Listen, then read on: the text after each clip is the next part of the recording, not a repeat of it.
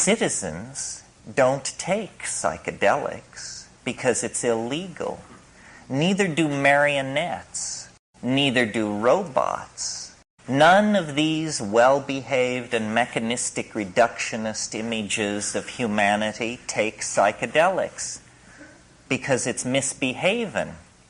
Misbehaving is a great sin.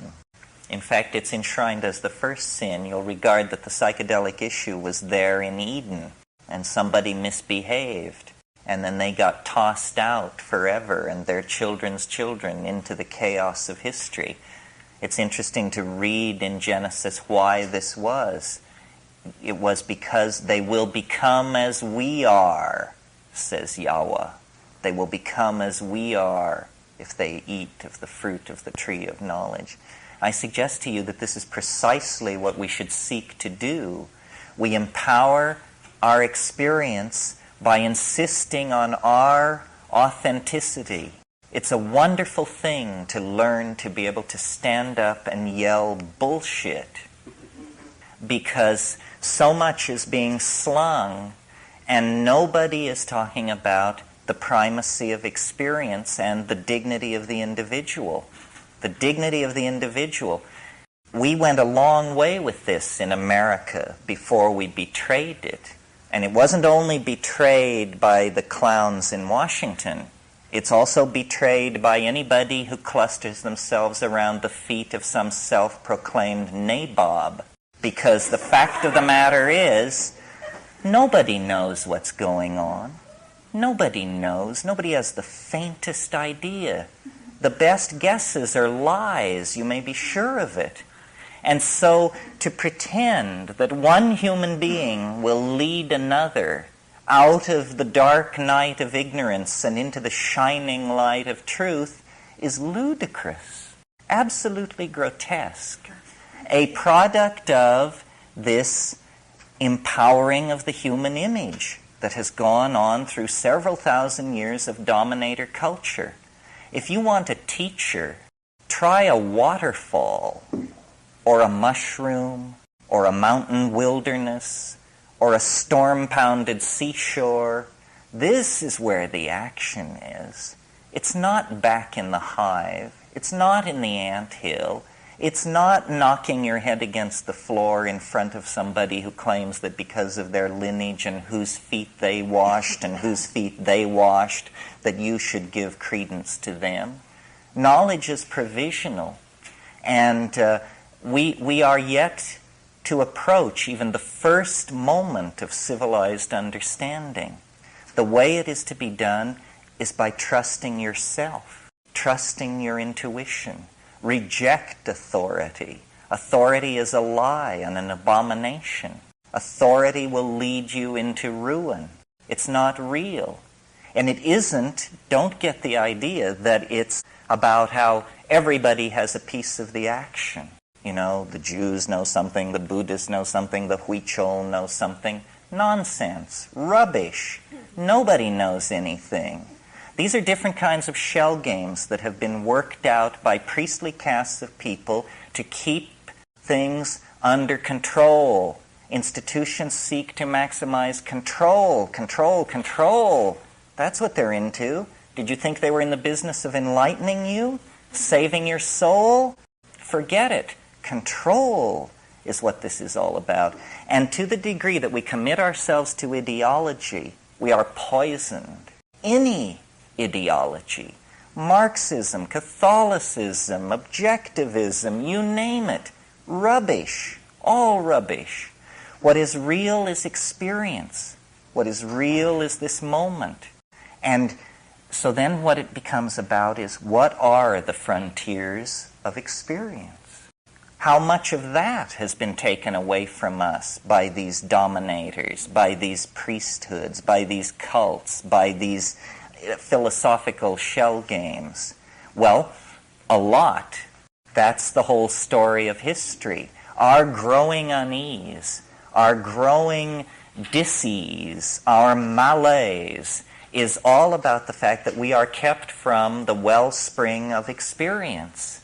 We are sexually repressed. You know, we've made a little progress on the sexual thing, maybe not, maybe more or less than we think, but we are repressed in all of these areas. And we are particularly repressed in the area that relates to the psychedelic experience, because it is raid to the dominator insect invasion. They can't take it. They can't stand it, because it empowers the individual. It dissolves the cheerful model of science. It's just exposed as, a nice story. It enriches the accessible universe tenfold, 100-fold, 1,000-fold. It makes the individual complete within his or her self. And this completion of the individual is extremely destructive to the plan of the dominators, which is that you will be a cog in a machine. You will participate in the life of an organization, not your life, the life of an organization. You will go to some bullshit job. You will pour the best years of your life and your genius and your hopes into this. You will serve an institution. You will serve. Well, it's a bad idea for free people to go along with this. A much better idea would be to insist on the dignity of human beings, to recognize that the freeing of slaves, the giving of the vote to women, the ending of public whippings, that this program of political enlightenment must also then include hands-off on how people want to relate to changing their minds. We are not interested in being sexually regulated by the state, and we are not interested in being intellectually, spiritually, emotionally manipulated by the state. The state should stand down in this issue. The state is acting as the enforcing arm of the dominator culture, specifically of fundamentalist screwballs, who are horrified by the notion that people would claim the authenticity of their own minds, that people would stand in the light of nature and reject original sin and the guilt from Eden and, the sins of the fathers and all this rubbish which is handed down. What the archaic revival is going to have to mean, if it has teeth, is a re-empowering of the individual and a consequent lowering of the profile of institutions, especially government. We need to think about these things because we have bought into the idea that we have to serve and behave and be enslaved, else chaos will engulf the world. We need to carry out our analysis of the situation and see that chaos is the environment in which we all thrive. If we continue as we have, then, we're doomed.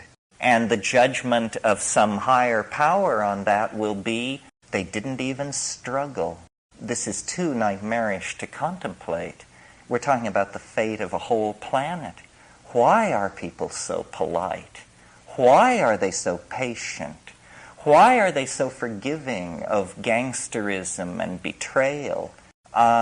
It's very difficult to understand. I believe it's because the dominator culture is increasingly more and more sophisticated in its perfection of subliminal mechanisms of control.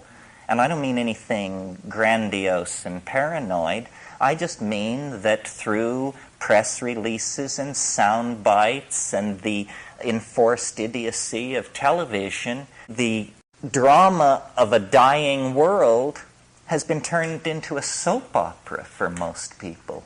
And they don't understand that it's their story and that they will eat it in the final act if somewhere between here and the final act they don't stand up on their hind legs and howl.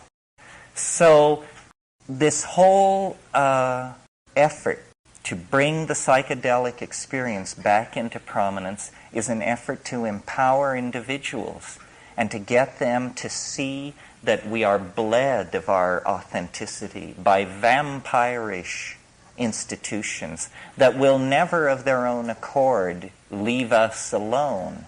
There must be a moment when the working of the machinery becomes so odious that people are willing to stride forward and force a reevaluation of the situation. And it's not done through organizing, it's not done through vanguard parties or cadres of intellectual elites. It's done through just walking away from all of that. Claiming your identity, claiming your vision, your being, your intuition, and then acting from that without regret, cleanly, without regret.